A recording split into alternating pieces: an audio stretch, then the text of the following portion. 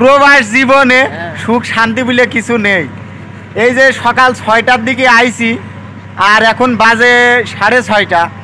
এখন ডিউটি শেষ করলাম, ডিউটি শেষ করে এই যে বসে আছি, মানে গাড়ির অপেক্ষায়। গাড়ি আসবে, তারপরে গাড়িতে করে তারপরে রুমে যাব, জানি না কখন গাড়ি আসবে না।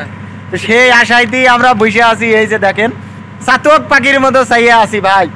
বিদেশে যারা আসেননি আর আসার চেষ্টা করেন না ভাই। বিদেশ জীবনটা খুবই কষ্টের, এত কষ্টের মানে বুঝলে বোঝানো যাবে না। আবার এরপরে কি তারপরে রুমে যেতে হবে, যাইয়ে তারপরে রান্না বাড়া করতে হবে, করার পরে খাওয়া দাওয়া করতে করতে রাত 10টা 11 12টা বেজে যাবে। তারপরে আবার ঘুমিয়ে আবার পরের দিন সকালে আবার ওঠো।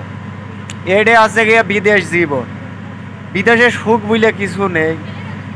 যারা দেশে আছেন ভাবছেন মনে হয় বিদেশে কোটি কোটি টাকা ইনকাম করব, লাখ লাখ টাকা ইনকাম করব, লাখ লাখ রিয়াল ইনকাম করব। আসলে তা নাই, অনেক কষ্ট বিদেশে। যারা দেশে 10-20 হাজার টাকা ইনকাম করছেন ওই আলহামদুলিল্লাহ বুঝলে ওই ইনকামই চালিয়ে যান।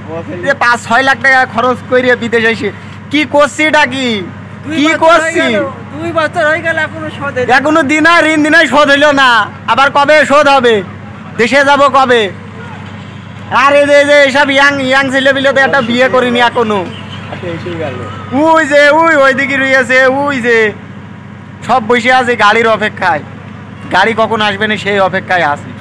আর ভাই ওই আকাশ দিয়ে যখন প্লেন যায় জানের মধ্যে ছ্যাঁত ছ্যাঁত করে ওঠে, কখন যাব কখন দেশে যাব এইভাবে। এই বিমানে করে, বিমানে যে এই যে আমাকে নামি দিয়ে গিয়েছে সৌদি আরবে, আর মানে যে কোনো নিয়ে যাওয়ার কোনো হাল হুকুম নেই ভাই। বিদেশ জীবন অনেক কষ্টের ভাই, তাই বিদেশে আসার কেউ চেষ্টা করেন না, মোটে কালেও নাই। এখন ভাই আমরা চলে আইছি, কষ্ট দুঃখ আমরাই করি, আপনারা আর কষ্ট দুঃখ করার চিন্তা করেন না। এ কষ্টর ভাগী আপনারা হইয়েন না, অনেক কষ্ট। আসলে ভাই সত্যি কথা বলতে বিদেশে সুখ শান্তি বলে কিছু নেই।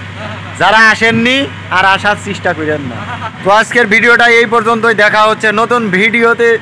আর চ্যানেলে নতুন হয়ে থাকলে অবশ্যই চ্যানেলটিকে সাবস্ক্রাইব করে পাশে থেকে বেল আইকনটি অল করে দিন।